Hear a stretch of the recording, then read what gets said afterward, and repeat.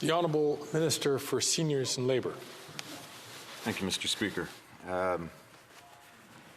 It's hazardous stuff, I think, for any Canadian to attempt to pay tribute to a man who eulogized two U.S. presidents. For any Canadian, particularly for a Canadian of Irish descent. Byron Mulroney, he did big things. When we remember the scale and the stakes of what this man took on, I just think of the poor advisors in each meeting whose job it was to remind them of the risks. And when you consider how deeply Mr. Mulroney loved this country, you can't imagine he was fearless. The man had so much to lose with every decision that he made, but he was courageous. He took chances. He made gambles. He was confident in himself. He was confident in the people around him. He was confident in Canadians. He was confident in this country. And more often than not, he won big for this country. When he was asked about the Hibernia oil platform off the coast of Newfoundland and the enormous amount of federal money he put behind it, Mr. Mulroney said, if certainty of results and the elimination of risks had been required in advance, Sir Johnny Macdonald would never have proceeded with the great endeavours which bound Canada together. People say he was born in Quebec, but that's never stopped those of us out east from claiming him as one of our own. A fellow ex-grad, a son of Nova Scotia, and a founder of Newfoundland and Labrador's offshore. It was in a crowded hotel ballroom in St. John's on February 11th, 1985, that Mr. Mulroney signed the Atlantic Accord with Premier Brian Peckford. It is hard to state what that accord means to people out my way. It recognized that we as Newfoundlanders and Labradorians, it recognized what we brought to this country.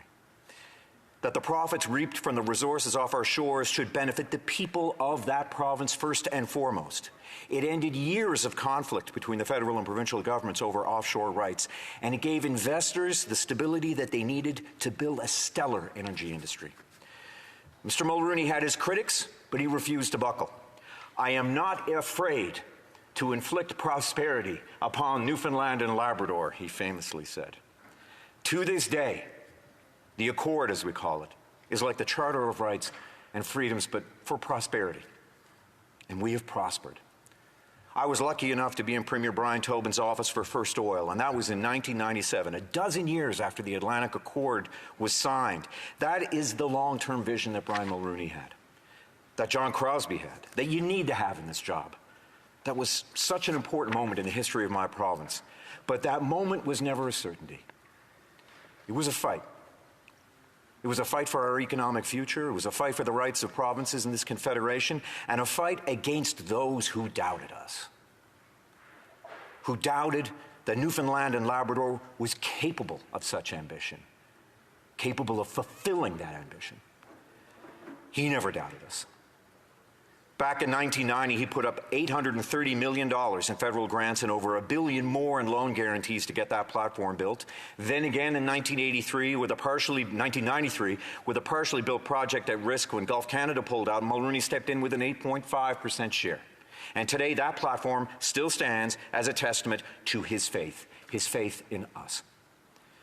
Mr. Mulroney always believed in the workers of my province.